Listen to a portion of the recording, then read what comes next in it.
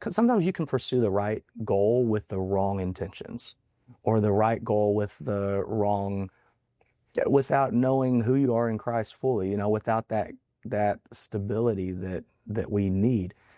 I think Tightrope, I was looking back over my 20s, and like if you think like fame or notoriety or just acceptance, not even fame, just like validation, still a wrong reason, you know? And so whenever I think about that, there's a line in the song, and I had just written with Emily Wiseman on Even Death, and that song starts off, I woke up from a nightmare. Turns out I wasn't dreaming. And it's like, oh, you got me, you got me. And then it goes to like paralyzed and terrified. I spent my days just asking why and weeping. Well, I had the way that she writes was in my mind. And I had a conversation with my friend Rachel Hale, who I was a finalist on. I think you know Rachel. Yeah, everybody naturally knows Rachel. Yeah, everybody knows Rachel.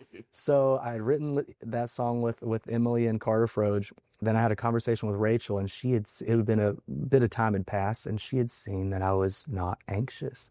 I used to be medicated for it because my father passed of cancer, brother passed in a car accident, and it was like this cloud that was hanging over me, and she had noticed that cloud had lifted, and so she's like, "What changed? What changed? Where's the anxiety that I used to see?" And then I got to think about that, and I sit down at my piano, and so I'm thinking about that conversation. I'm thinking about the way I was like, what did I learn from writing with Emily, And so I'm sitting there at my piano, and I was just like, I was on a tightrope.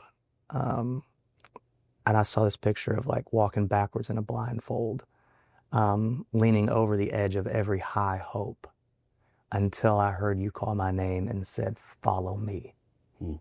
And those lyrics in that chorus, it was my testimony of